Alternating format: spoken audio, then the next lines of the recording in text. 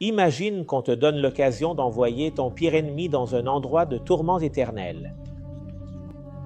Un enfer où certains croient que les gens sont punis par une souffrance sans fin. Demande-toi, serais-tu capable de condamner cette personne à des trillions d'années de souffrance sans un seul moment de répit?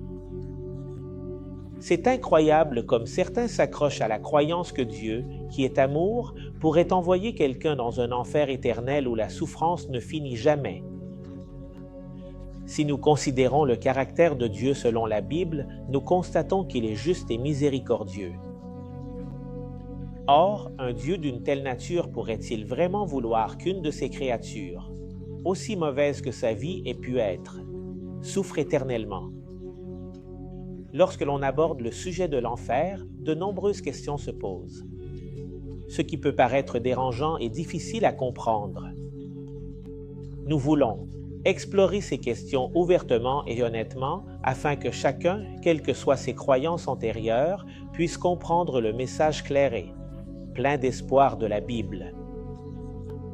L'enfer est-il un endroit chaud qui brûle en ce moment au centre de la terre? Comment Dieu, un Dieu aimant, peut-il détruire ceux qu'il aime? L'enfer est-il un endroit chaud qui brûle en ce moment au centre de la terre où tout le monde crie? Quand se produit l'enfer? Le thème de l'enfer a captivé l'imagination et suscité de nombreuses croyances et traditions au fil des siècles.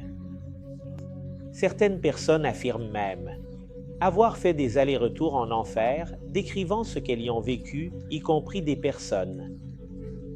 Ces récits peuvent être puissants, mais sont-elles en accord avec la Bible?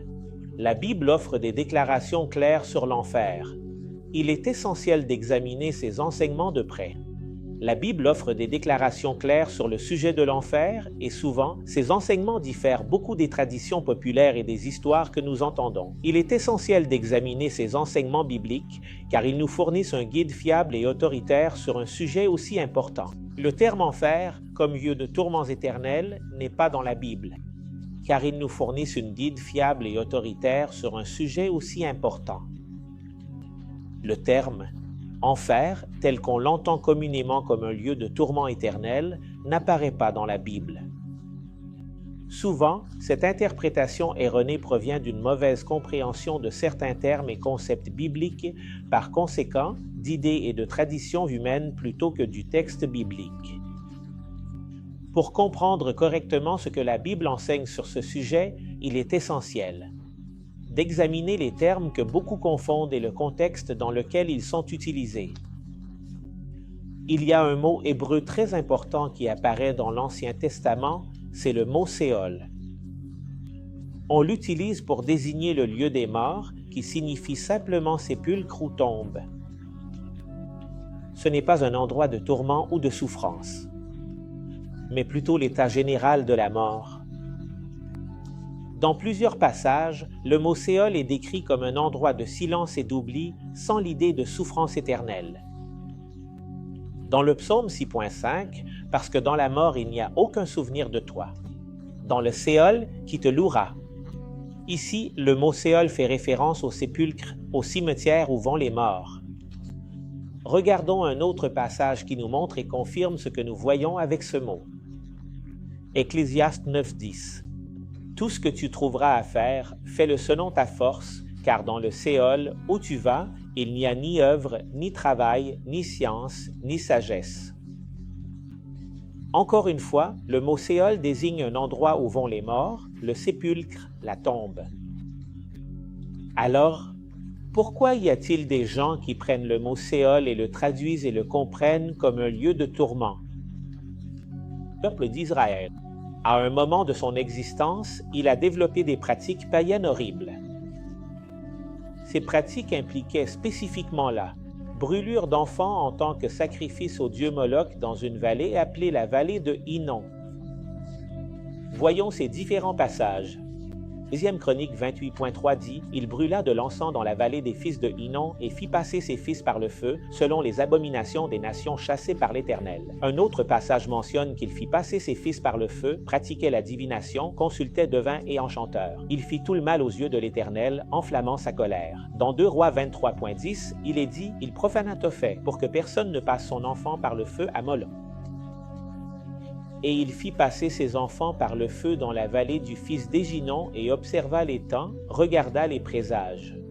Reçut des divinations et consulta des divinités et des enchantements.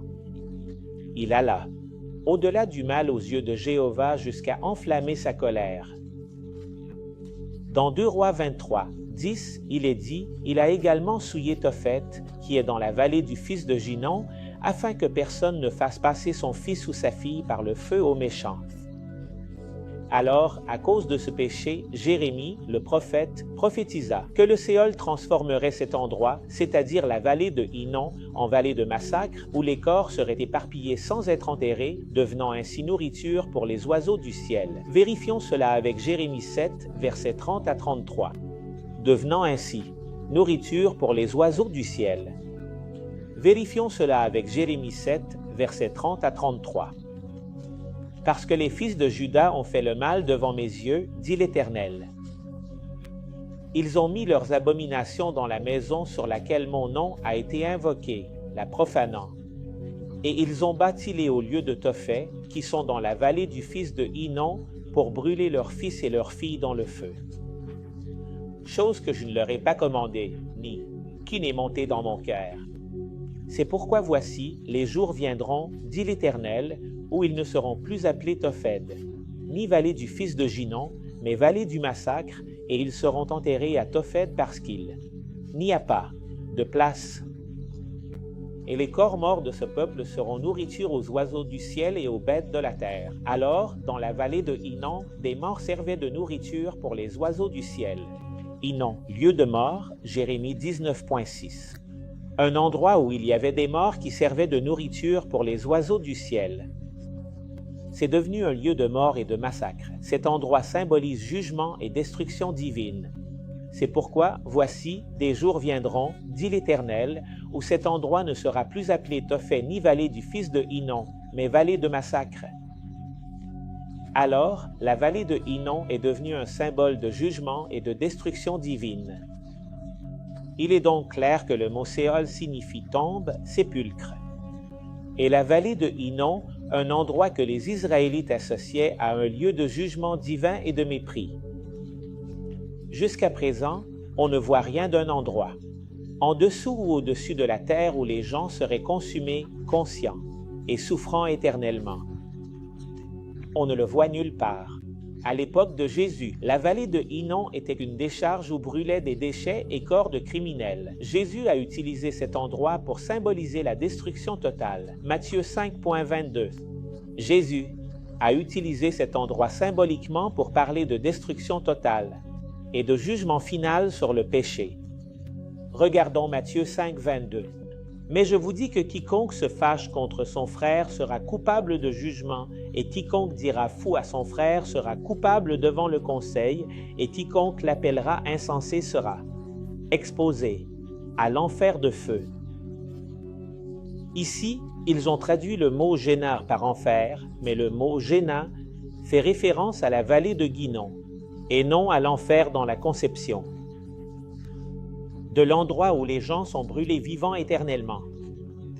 Jésus dans Matthieu 5.22 utilise le mot Géna, dérivé de « et » Hinnom, ou vallée de Hinnom, et non l'enfer comme lieu de tourment.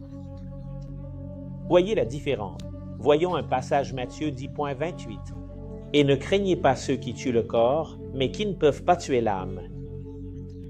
Craignez plutôt celui qui peut détruire l'âme et le corps en enfer. » Une fois de plus, ils ont traduit le mot étranger par enfer, lui donnant la connotation d'un lieu de tourment alors qu'en réalité il parle de la vallée de Hinnom. C'est la même chose dans Matthieu 18.9 quand Jésus dit « Et si ton œil te fait tomber, arrache-le, jette-le loin de toi. » Il vaut mieux entrer dans la vie avec un seul œil que d'en avoir deux et d'être jeté dans l'enfer de feu. Encore une fois, ils traduisent le mot étranger. Comme enfer est là, ça change tout le sens. C'est pourquoi beaucoup croient et pensent à un lieu de tourment, mais nous voyons bibliquement que ce n'est pas le cas.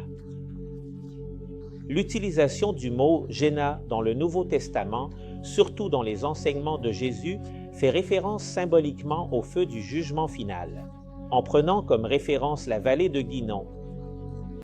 Un autre terme qui est souvent mal traduit par enfer, c'est l'Hadès, qui apparaît dans le Nouveau Testament. L'Hadès signifie sépulcre ou tombe. Tout comme le Séol dans l'Ancien Testament, l'Hadès fait référence au lieu des morts, à la tombe ou au sépulcre, et n'implique pas un lieu de tourment éternel. Acte 2.27 dit « Parce que tu ne laisseras pas mon âme dans l'Hadès, ni ne permettra que ton sein voie la corruption. » Ici, l'Hadès ne signifie pas enfer, mais sépulcre. Lisons Apocalypse 20, des versets 13 à 14. « Et la mer a rendu les morts qui étaient en elle, et la mort et l'Hadès sont rendus. Les morts qui étaient en eux, et chacun a été jugé selon ses œuvres. Et la mort et l'Hadès ont été jetés dans le lac de feu. » C'est la seconde mort. Donc, quand la Bible parle de Séol ou d'Hadès, elle parle de la tombe ou du sépulcre. Quand vous lisez le mot enfer, ce n'est pas un lieu de tourment, pas d'un lieu de tourment éternel. Quand vous lisez une version, le mot enfer, ils essaient de vous enseigner l'idée d'un lieu de tourment, mais comme nous l'avons vu bibliquement, ce n'est pas le cas.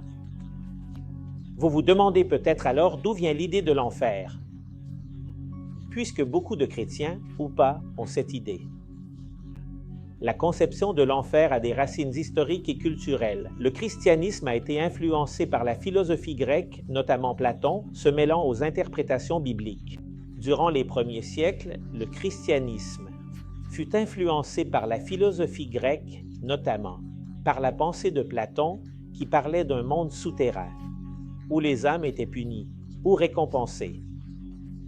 Et tout ça s'est mélangé avec les interprétations bibliques.